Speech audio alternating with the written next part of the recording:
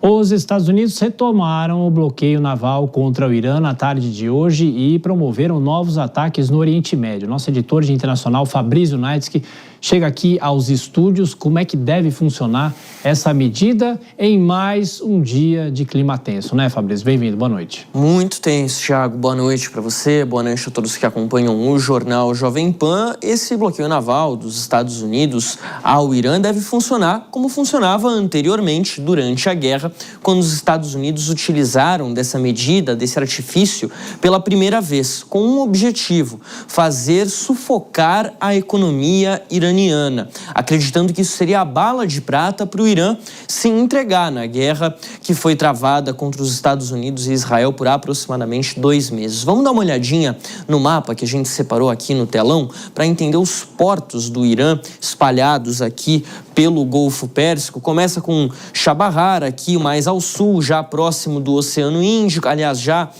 no litoral do Oceano Índico, mas você tem Bandar Abbas, você tem a ilha de Kish, você tem Bushehr, ilha de Karg, enfim, você tem uma série de portos muito importantes aqui do Irã através dessa região do Golfo Pérsico. E é justamente essa região que os Estados Unidos, então, estão colocando novamente sobre um bloqueio marítimo para evitar que o transporte de navios, que o transporte de cargas a portos iranianos aconteça e sufocar a economia iraniana. Para se ter noção desse sufocamento, o bloqueio naval foi suspenso pelos Estados Unidos há menos de um mês, quando foi assinado o memorando de entendimento entre Estados Unidos e Irã.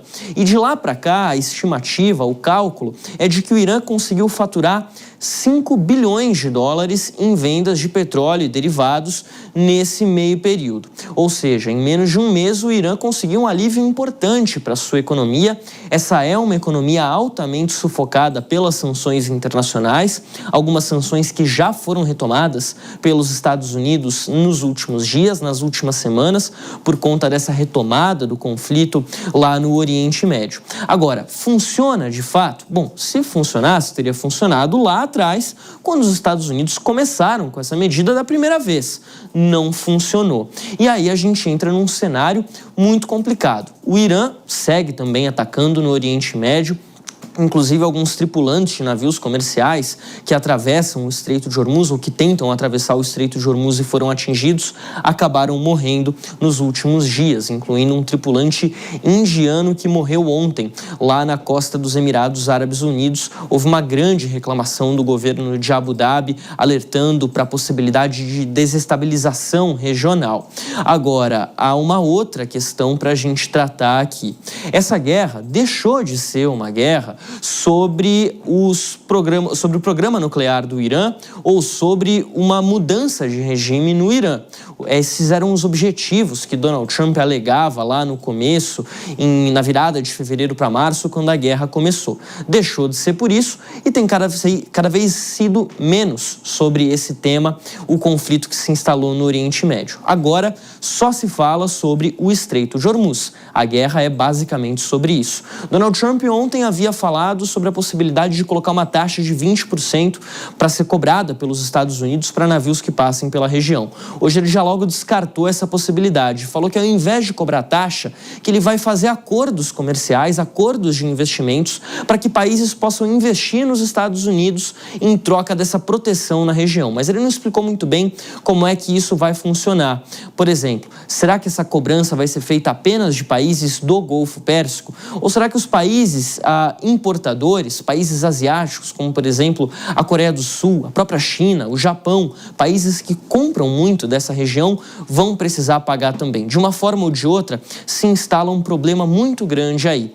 E qual que é a questão? Hoje, 80% do comércio global, Thiago, é feito por vias marítimas. Então, se as transportadoras, se as empresas começarem a perceber que um dos principais gargalos da navegação está com dificuldades, eles vão procurar por outras alternativas. O Irã precisa de um acordo rápido, porque é importante manter o estreito aberto, não só para a economia do país, mas para que ele não se torne obsoleto, e os Estados Unidos querem manter os mercados globais bastante estáveis.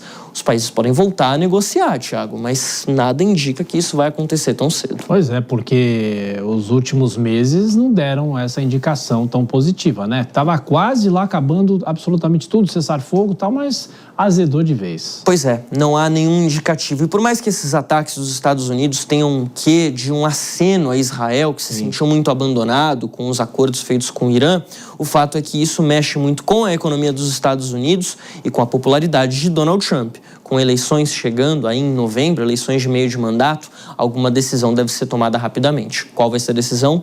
Mistério. Só nos próximos dias, semanas ou meses. E a gente vai estar acompanhando. Valeu, Fabrício. Até